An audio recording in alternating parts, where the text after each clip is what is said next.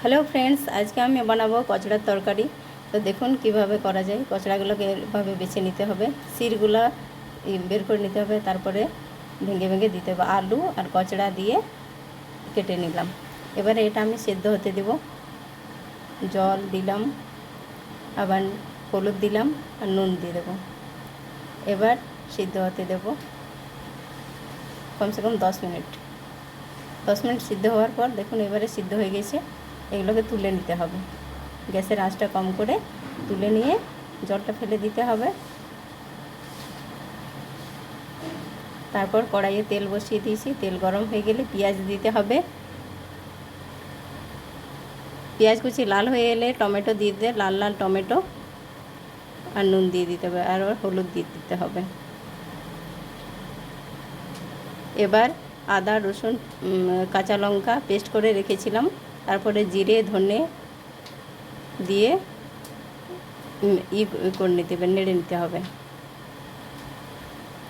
তারপর কাশ্মীরি লাল লঙ্কা,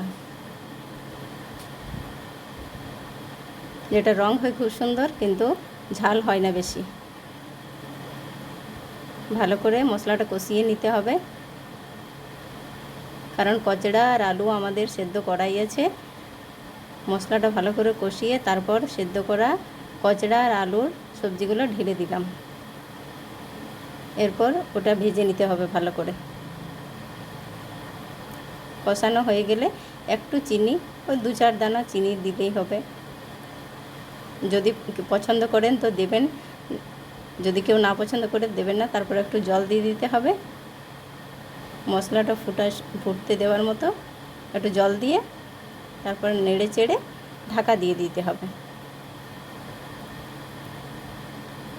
ঢাকা 10 মিনিট পরে তারপরে গরম মশলা ছড়িয়ে দিতে হবে। দারুচিনি, লং, এলাচ আমি নিজেই ঘরে তৈরি করে রাখি, ওই মশলাই দিলাম। বাইরে কোনো প্রোডাক্ট ইউজ করি না আমি। মশলা সব আমি নিজে বানাই। তারপর নেড়ে চেড়ে ভালো করে নামিয়ে নিতে হবে। তারপর হয়ে গেল আমার কচড়ার তরকারি। দেখুন স্বাদে অপূর্ব। কচড়া এই সময় পাওয়া যায়। আর পছন্দ হলে লাইক আর সাবস্ক্রাইব